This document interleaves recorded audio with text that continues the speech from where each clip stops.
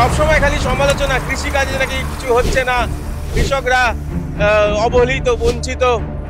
আরে digital India, সেই digital India এখন টাকার লেনদেন, চা খান, চায়ের দোকানে একটা কুমড়ো কিনুন, কুমড়োর দোকানে, সবজির দোকানেও ডিজিটাল, আলু কিনুন, ডিজিটাল লেনদেন। আর কৃষিকাজে চলে এসেছে ডিজিটাল ট্রাক্টর। ডিজিটাল ট্রাক্টর কিভাবে কাজ করে, কি কোথায়, সব দেখে দিচ্ছি আপনাদের।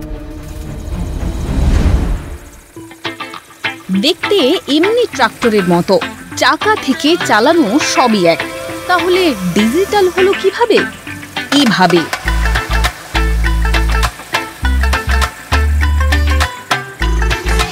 যিনি মূল চাষি, তার হাতে স্যাটেলাইটের ছবি। বিশ্বের যেখানেই থাকুন, নজরে পড়বে ট্রাক্টরের গতিবিধি।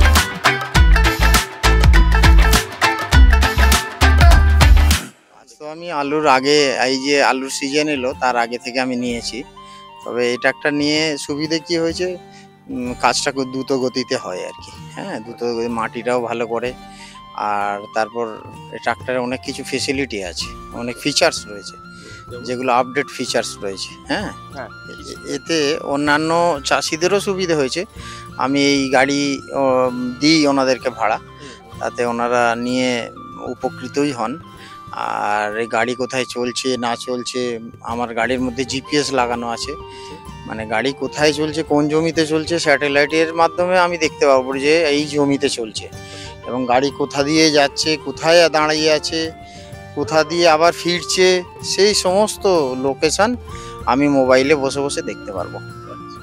এতটাই ফিচার্স মানে গাড়িটার মধ্যে রয়েছে। হ্যাঁ, বা জিপিএস বসিয়ে এতটা সুবিধে হয়েছে, মানে হিস্ট্রিতে কত তেল খেয়েছে, কত কিলোমিটার চলেছে, কোন জমিতে চলছে, গাড়ি যে গড়িয়ে চলছে।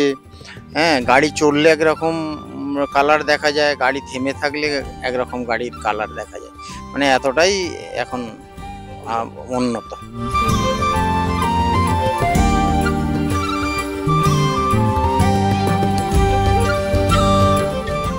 সুতরাং বুঝতেই পাচ্ছেন যে একেবারে উন্নতি হয়নি যারা বলছে, তারা ভুলভাল বলছে। এই ট্র্যাক্টর যাকে ট্র্যাক করা যায়, একেবারে স্যাটেলাইট থেকে ট্র্যাক করা যাচ্ছে, স্যাটেলাইট চিত্র চলে আসছে মোবাইলে।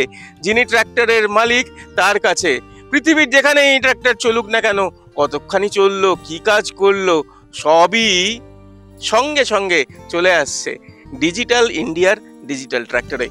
সুরজিতের সঙ্গে প্রীতম দে, ক্যালকাটা নিউজ। চালাও।